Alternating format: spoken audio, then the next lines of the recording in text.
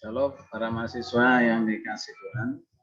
Puji Tuhan, kita kembali melanjutkan pengajaran Kataros Ministry, terutama berhubungan dengan doktrin Roh Kudus. Lanjutan dari semua materi yang sudah disampaikan dari doktrin Roh Kudus, yaitu kelanjutannya adalah janji pencurahan Roh Kudus. Janji pencurahan Roh Kudus ini ada dalam Perjanjian Lama, kita temukan juga dalam Perjanjian Baru. Dari baik PL maupun PB bisa kita menemukan data dan fakta tentang janji pencurahan Roh Kudus dan juga penggenapan dari Roh Kudus. Di dalam Perjanjian Lama, Allah melalui beberapa nabi sudah berulang kali menjanjikan akan mengaruniakan Roh Kudus kepada umatnya.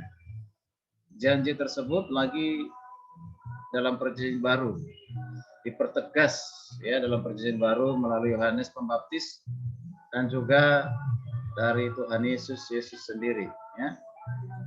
Oke. Mari kita perhatikan janji pencurahan Roh Kudus mulai dari Perjanjian Lama.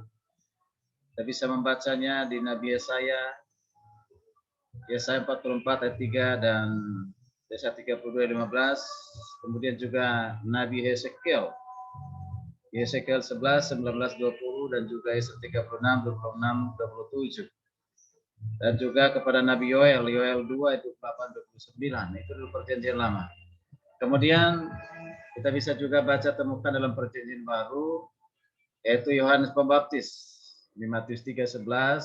Yang kedua Tuhan Yesus sendiri ya beberapa kali yang menjanjikan tentang datangnya atau pencurahan Roh Kudus.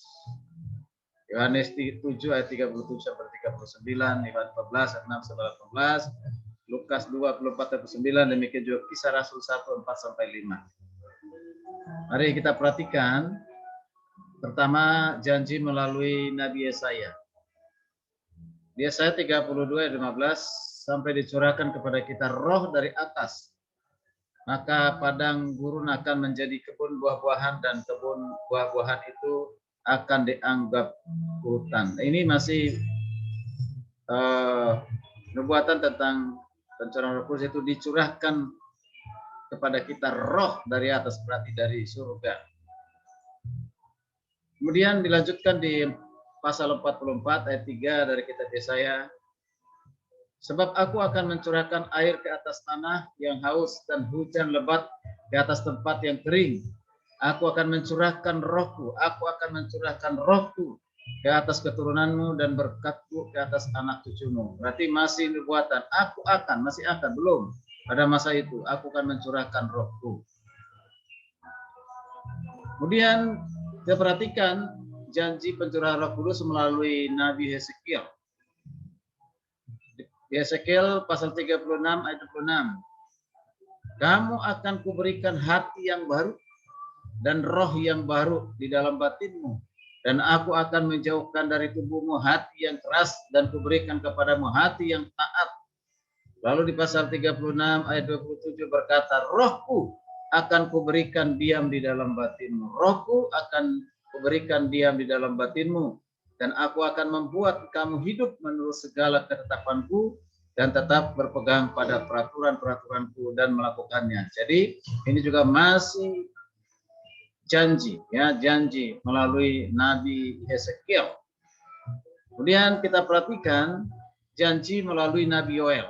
Janji melalui Nabi Yoel di pasal 2 ayat 28. Yoel 2 ayat 28 katakan demikian.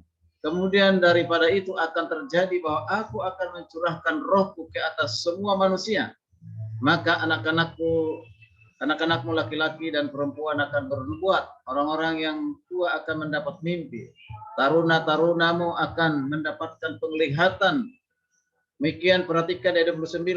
Juga ke atas hamba-hambamu laki-laki dan perempuan akan kucurahkan rohku pada hari itu. Jadi dua kali diurahkan mencurah. Ya, di ayat ini dikatakan mencurahkan rohku ke atas semua manusia dan juga mencurahkan rohku kepada hamba-hamba laki-laki maupun perempuan. Kucurahkan rohku, masih dalam bentuk nubuatan. Perhatikan melalui Yohanes Pembaptis. Apa dikatakan dalam Matius 3:11? Aku membaptis kamu dengan air sebagai tanda pertobatan, tetapi Ia yang datang kemudian daripadaku lebih berkuasa daripadaku, dan aku tidak layak melepaskan kasutnya. Ia akan membaptiskan kamu dengan Roh Kudus. Ia akan membaptiskan kamu dengan Roh Kudus dan dengan api. Ini masih nubuatan dari Yohanes Pembaptis. Ya, kemudian kita perhatikan janji melalui Tuhan Yesus semakin jelas. Nubuatan ataupun ya janji tentang datangnya Roh Kudus.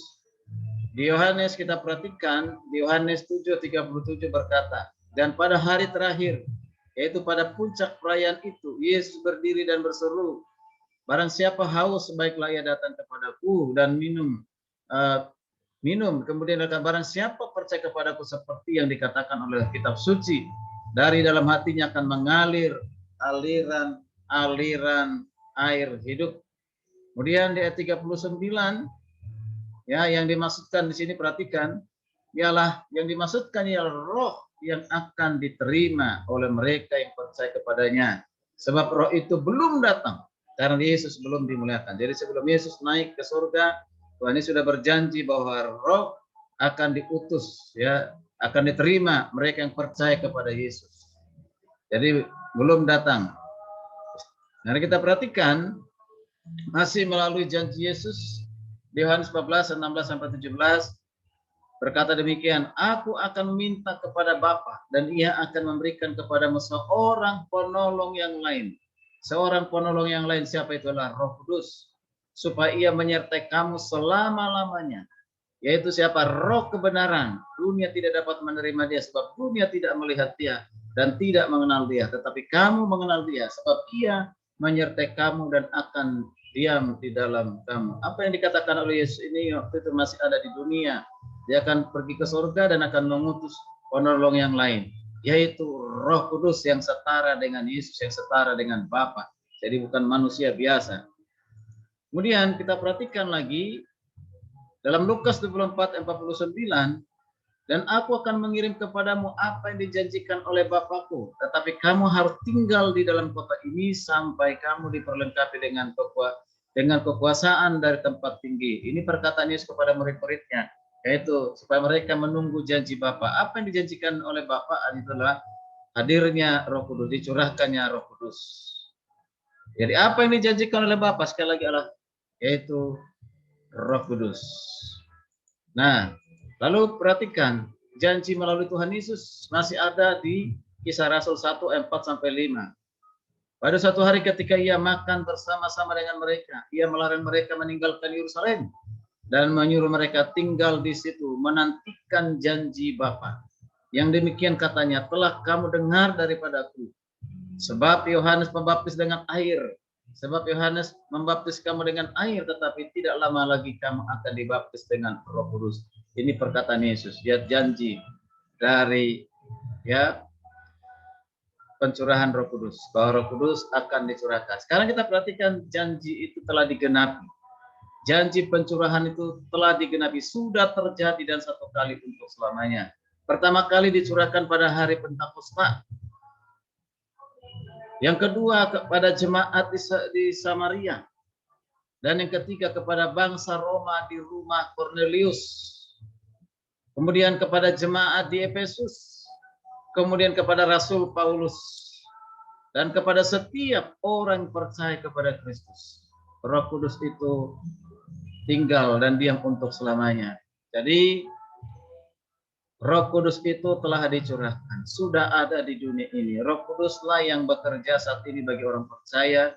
Roh Kuduslah yang memimpin seorang mendengarkan Injil dan percaya kepada Injil, percaya kepada Kristus. Jadi Roh Kudus telah dicurahkan sekali untuk selamanya dan tidak ada lagi pencurahan Roh Kudus. Karena itu jangan pernah berdoa meminta pencurahan Roh Kudus, tetapi meminta supaya Roh Kudus bekerja dalam kehidupan kita, menolong kita, menuntun kita hidup sesuai dengan rencana kehendak Tuhan, hidup sesuai dengan firman-Nya, dan Roh Kudus yang menerangi hati setiap orang mendengarkan Injil supaya percaya menerima sebagai Tuhan Juru Selamat. Dan Roh Kudus diterimanya dalam hatinya ketika dia percaya. Ini yang menjadi doa kita. Jadi jangan lagi berdoa mohon pencurahan Roh Kudus. Sudah ada dan ada di dunia ini. Tinggal membuka hati kita untuk menerima Dia tinggal di dalam hidup kita ketika kita percaya kepada Yesus. Jadi, baik, selanjutnya nanti lanjutkan dengan materi berikutnya. Biarlah kiranya ini boleh menjadi pembelajaran penting buat kita ya. Oke, kita lanjutkan di pertemuan berikutnya yaitu lambang-lambang Roh Kudus dan juga maknanya. Dan memberkati. Shalom.